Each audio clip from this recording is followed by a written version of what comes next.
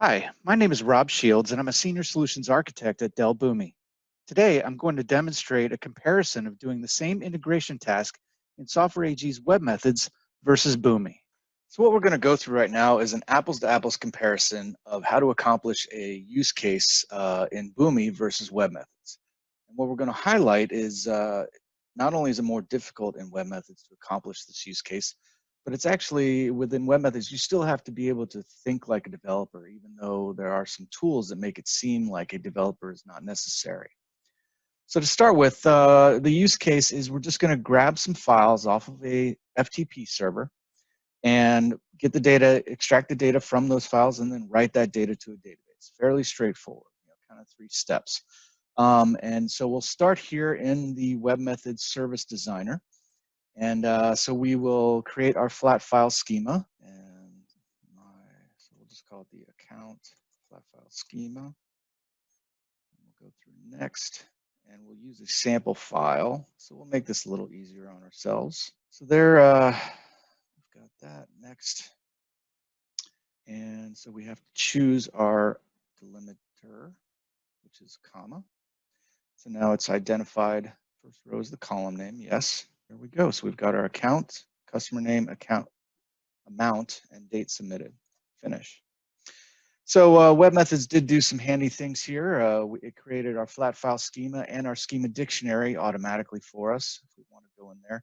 We see that record structure in the schema dictionary, and here in our schema, we see that it's each line is a new record and it's character, comma delimited by this this indication here.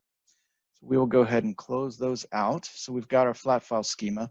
I'm going to go ahead and create a new folder just to make it simple for what we're doing here. So we'll do that. Create my new flow service. So we'll start from there. So FTP. So we'll start with that. Now, first we need to do is to log in. So I need to go in and hit invoke. Go down to our WM public. All web methods are very familiar with this package. We go in and we find login under FTP. And we log in. Now our server host and our server port is going to be 21 is here. And our password. Now, of course, I'm very aware that I wouldn't want to do this in a production environment, just a one-off. There are always better ways to do that, both Boomi and web methods, but we're just going to keep this fairly simple. And we'll make sure our life is a little easier if we have to test or retest. So we'll get new sessions there. All right, so now we've logged in. Now, if I want to, if I'm doing this properly, I'm going to go ahead and drop all of the other variables I don't really need. So now we'll insert our new, we need to change directories. So we'll go to public again, client, FTP CD. And now it's grabbing automatically our session key. Now we just have to do our dir path. So we do that. It's in there. So now our path, and once again, so it's on our path. So our path is set. Let me go once again to click out and click back in. So now we get rid of our dir path there, all of those. And come to think of it, let's drop all of these as well. So I'm doing the proper thing that I should be doing, and let's keep that session key. And dropping all my variables to clean up my pipeline. So now what's the next step? We want to get a list of all the files. So now we go back to our FTP folder.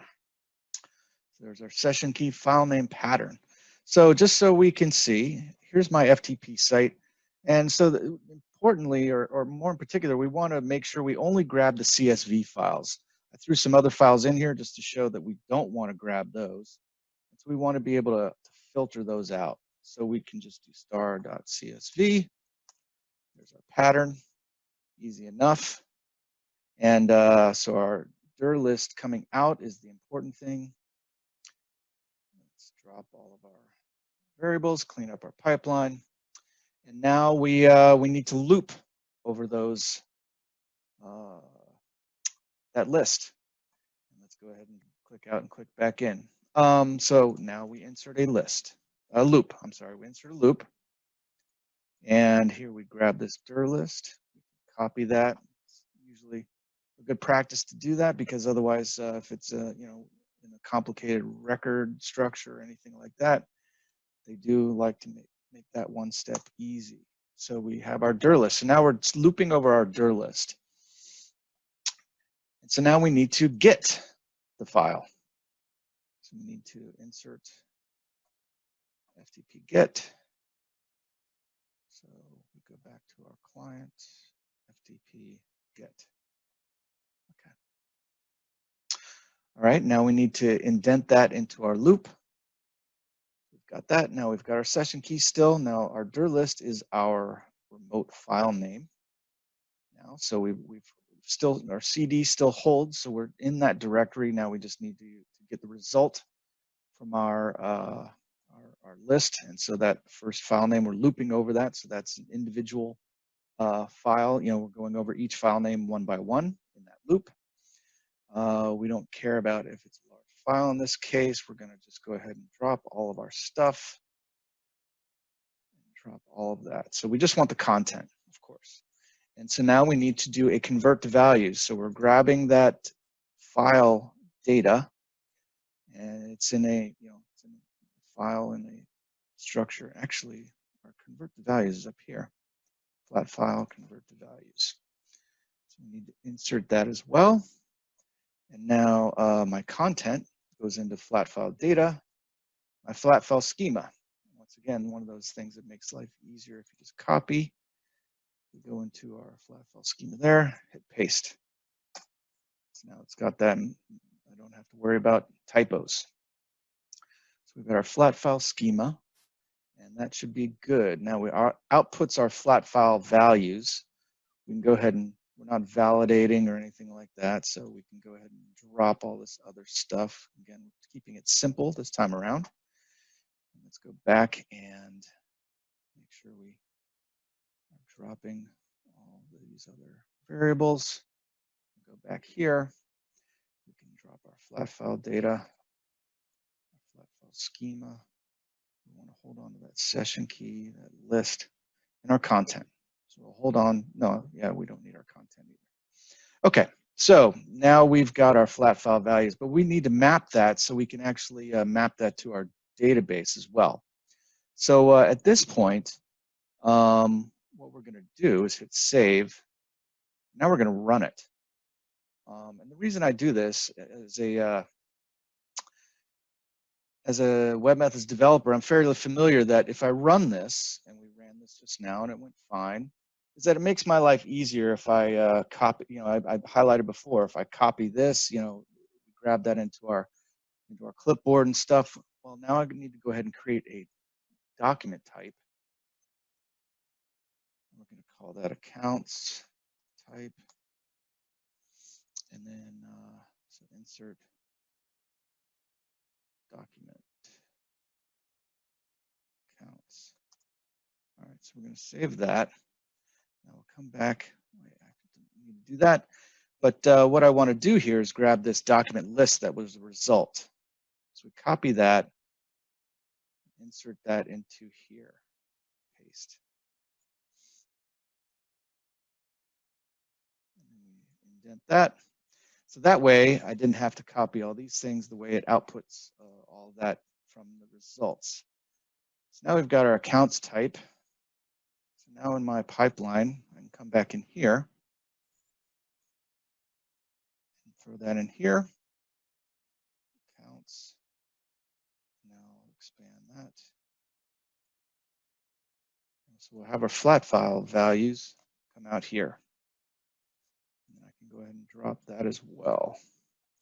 So just a quick test, we'll hit a save test just to make sure that goes all right. And there's my accounts. Everything looks pretty good there. And one thing we have to see that even though I use that top row for my accounts headers, the data headers, I'm still getting that from my file. So even though I told it that's how that was the name of those in the dictionary, the name of the records, it still pulls in that data. So we still have to account for that. So we see in our test there that we still get that first row comes in. So what we need to do is get rid of that first row before we write to the database. So we're going to go ahead and insert a map here. And we will take advantage of webMethods' new for each loop. So I'm going to go through here and choose my, there. So now we'll create that for each. And in this particular case, we actually aren't going to open that up or need to map anything. But what we want to do is create some filtering criteria. And so what I will do is, actually, I need to do our little trick. So we'll grab this here, copy that, and go into my filtering criteria, percent. And yeah, we don't want that in the index. And we make that not equal to account. Next, and we want to overwrite. So this way, it's a little shorthand way of dropping that first record. So we'll do that, and then we need to write it to the database. Well, how do we do that? Well, we need to go to our administration console. And if I open up the JDBC adapters, configure a new connection, JDBC connection, put in the right package, and the folder name. Well, it's going to be this one here. Copy. Seem to be using this handy trick a lot today. Connection name. So we'll call it my DB connection. And good thing I happen to know what this name is here for the source class.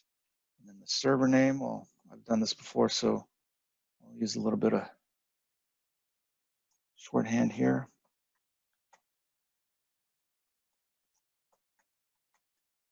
Database name is, well, there it is, port number. We'll leave all the rest of the defaults, save that connection.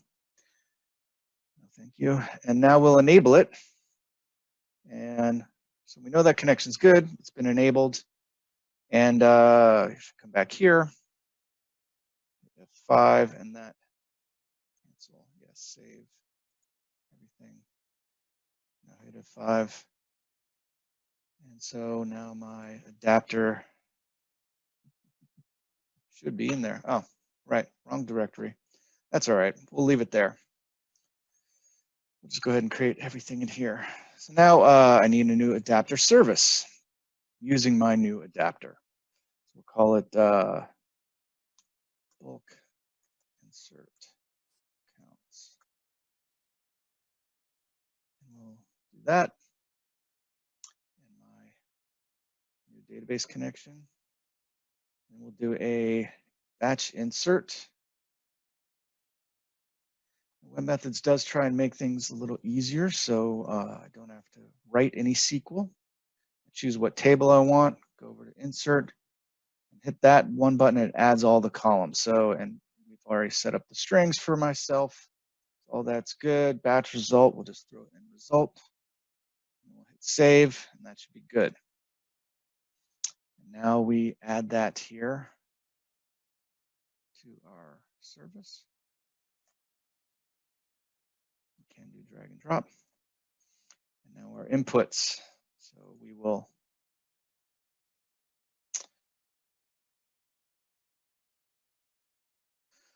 okay, so I will then grab these records that we've parsed out of our flat file. So there's our account. Goes into the ID. Customer name goes to name. Amount goes to amount, and date submitted goes to date. Now we've got that. Now if I were to truly clean up my pipeline, we do get our results that come out of there. Let's go back up here, click away and come back. We don't need that input. Clean up our pipeline. We don't need the accounts. And if we wanted to, do some error handling on the result, we could of course do that. I'll go ahead and save that. Let's go ahead and run it. And looks like we ran successfully. So I should be able to go in here. It was previously empty. We select everything. And there we go. We've got all the rows from all the files there. So we had our 3 CSV files. It grabbed all those and wrote those to the database. So yeah, we had to, again, think like a developer. I had to know for a fact that I was getting multiple files back. And with that knowledge, loop over that list of file names in order to deal with those files. So in the next session, we will go through how to do this in Boomi.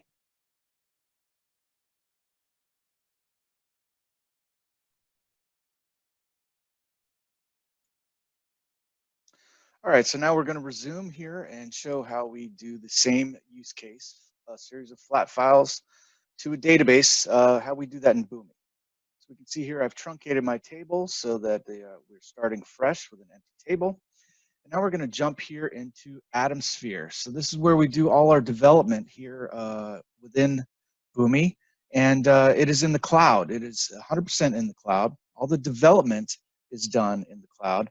But we deploy our processes to atoms. And so the atom can reside anywhere. So an atom can be on-prem, in the cloud. We can have multiples to do hybrid situation. And really the atom is a patented runtime that runs anywhere that you can have Java running. So it can be on a Raspberry Pi to gather IoT data. It can be sitting anywhere. And as a matter of fact, I have my containers, my atom, sitting here locally on my laptop in a Docker container, and we will see how that process then gets tested on that atom, because my database is here locally, and so we need to be able to run it on an atom that can talk to that database. So to start with, we will create a new our flat file profile. So new component, and I can do it there. Or I could do it here from the central part of the screen, the welcome screen, where it can help you get started. And we're going to do profile, and we'll call it my flat file profile. And it is going to be a flat file profile create. And now here it gives us a little bit of a start. But if I go ahead and create, click on the record, I can click import. And just like we did before, we can choose our flat file. And there it is, and we hit next. And I realized I forgot a quick step. So I have to go back to my options, and it is delimited. It is comma delimited. And we will use the first row for column headers. So we'll do that. Now we'll go ahead and import that. Choose my file again. Hit next. And now we've got that nice and neat. So there's our column headers. There's our data. Hit finish. We go back to our data elements. We see we have account, customer name, amount, and date submitted, just like before. So we go ahead and hit save and close. So that was fairly straightforward there. Now, one thing I want to point out, so like before, I could create a folder structure however I want. But unlike before, we try and make things a little easier for anybody working within the AtomSphere platform. And so we will group things together within each of these folder structures. So while I have this WM folder, we're going to, the system automatically groups flat files, processes, anything we're doing, it groups them together automatically for me. So now let's go ahead and create our new process. Call this FTP to database process. We'll create that.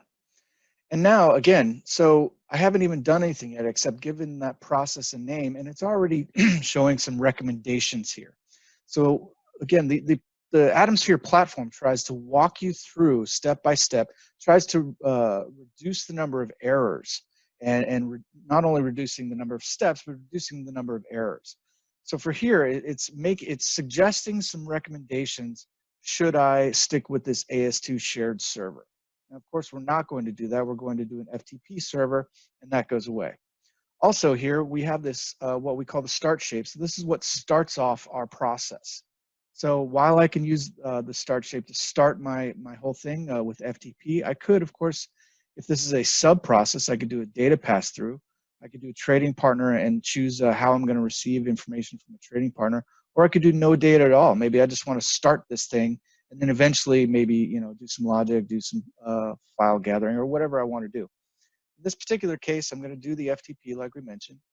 And the action here, we only have one action. Again, this is a little bit self-aware that because it's a start shape, it's not going to give us the option of putting files out because we're starting here. And so once again, we're trying to reduce the number of errors. And then now it's asking me to choose a connection and an operation. Now I'm starting from scratch. And so handily, we have the create button right here as well. So I could choose something if I had something, or I can go ahead and hit create. So we're trying to walk you through all these steps and reduce the number of debugging sessions and errors. So we'll go ahead and call this our FTP connection, and the host is ftp.boomi.com, our port, and then our usernames and passwords. So we've got this here. We've got our password, set, apply, and we'll save and close. So there's our FTP connection. Now I'll choose the operation. So what are we going to be doing with this connection? So we're doing our get.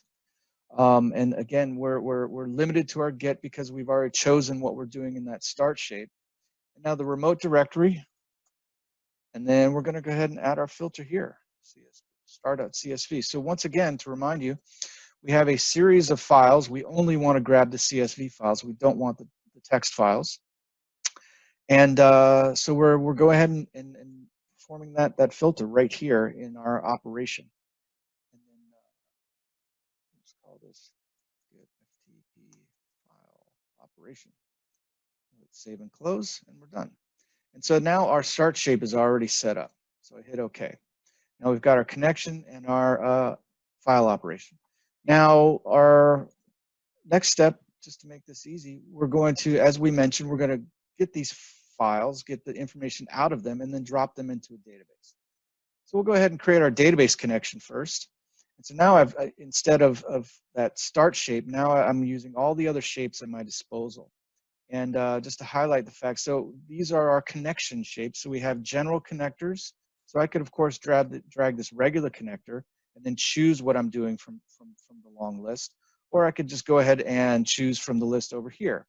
So we group them together. We have technology connectors, application connectors, specific to certain SaaS applications or on-prem applications, and even event-driven connectors. So I could choose from all of that. And in this particular case, we're going to be doing the database connection. And here now we have the choice of get or send because this is not a start shape. In this case, we're going to send. So we're going to be writing data to our database. I could give it a name if I want to name it something other than what's already there on the screen. And now, once again, we're going to create our connection because we're doing this from scratch. And so it's going to be a MySQL database. The username is root. The password is none of your business. And the host is the container, so MySQL container.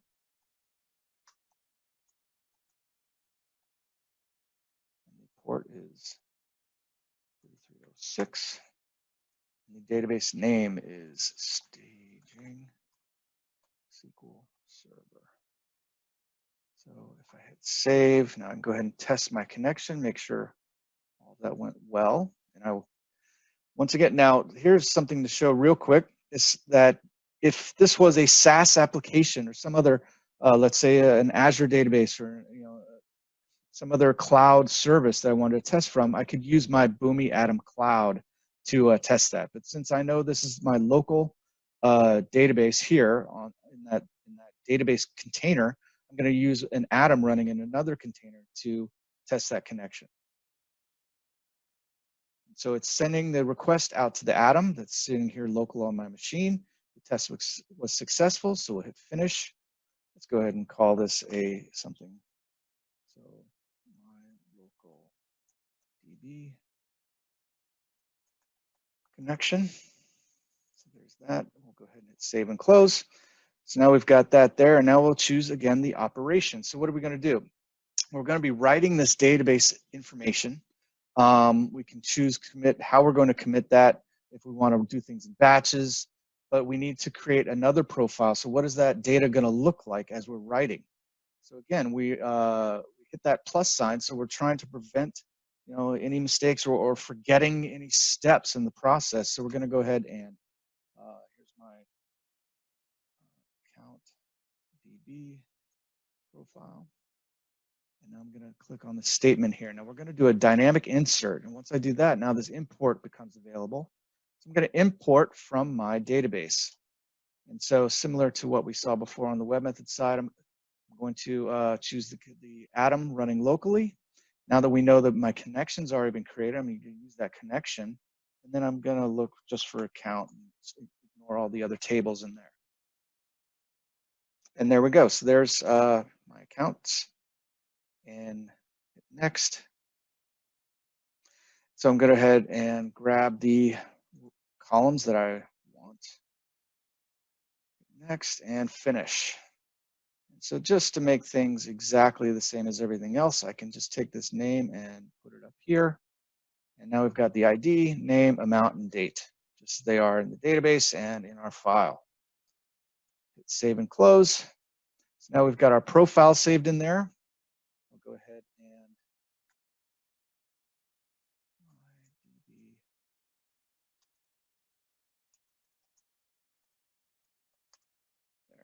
save and close.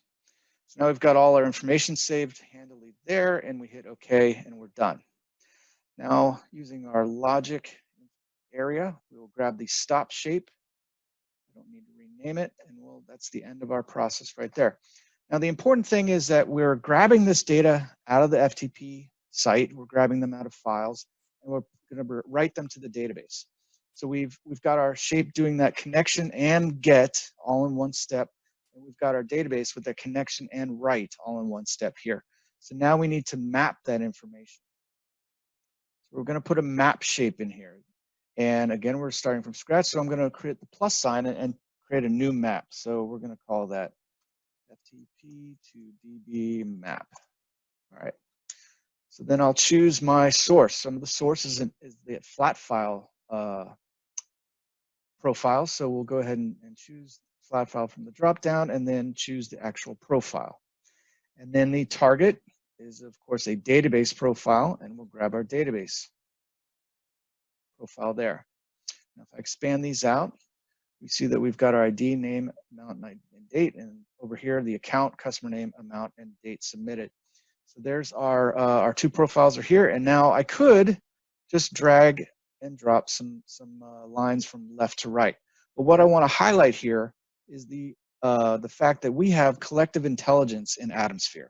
So because all of our development is done in the cloud, we actually have the ability to analyze all of the metadata of all our customers. We have thousands and thousands of customers that are using our platform.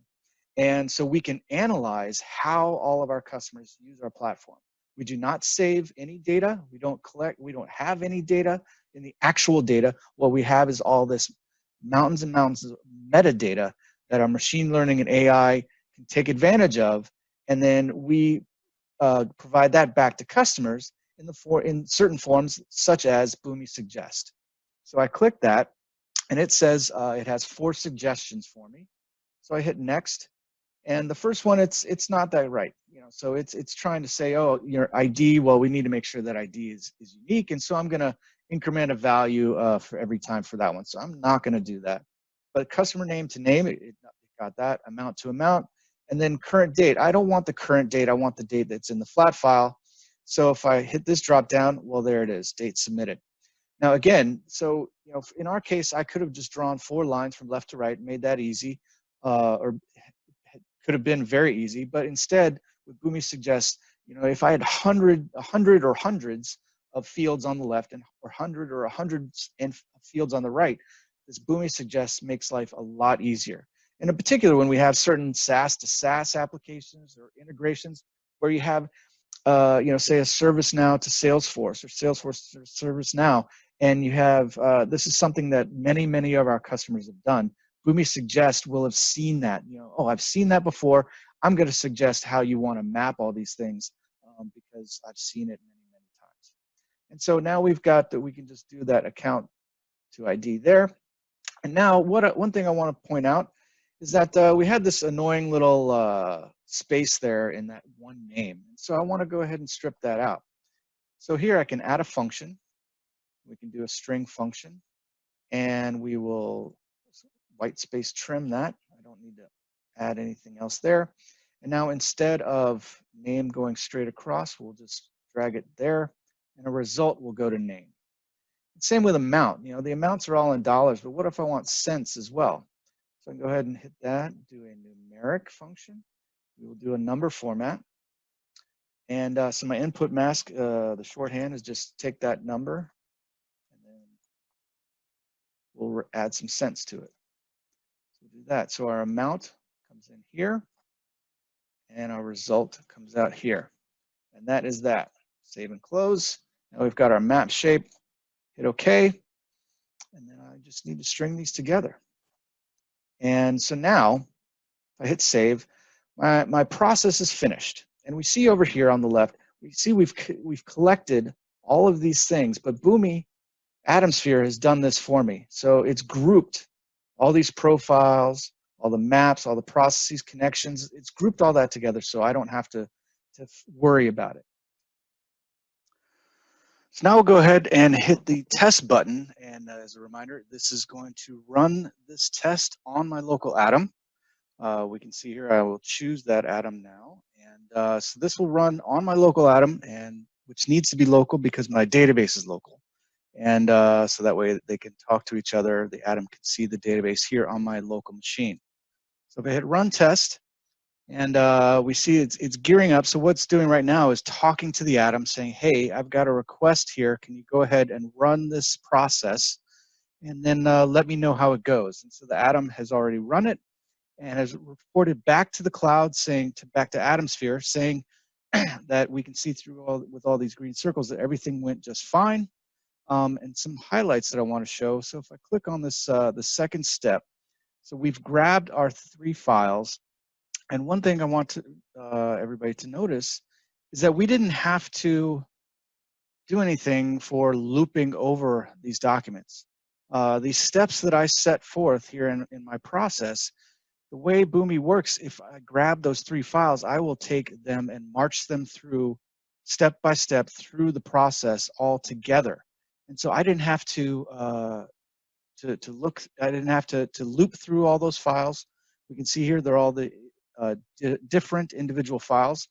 So there's our first one there with that one space and after John. And we take a look, and you can tell by the file size that they're different too.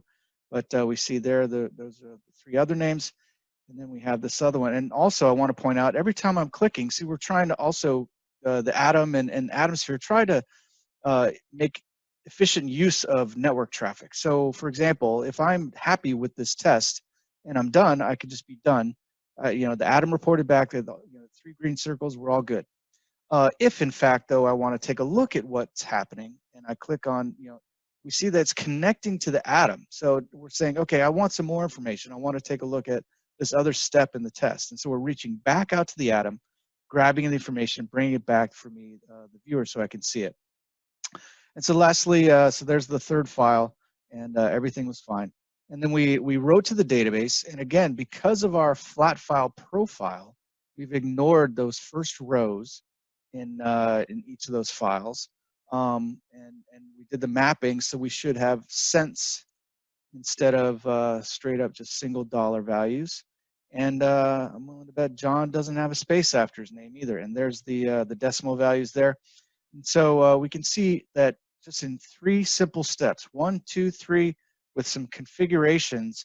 I did the exact same process, grabbing files, 3 files from an FTP site, mapping the data to how we're going to write it to the database, and then subsequently writing to that database, all in 3 simple steps that took me hardly any time at all. So thanks.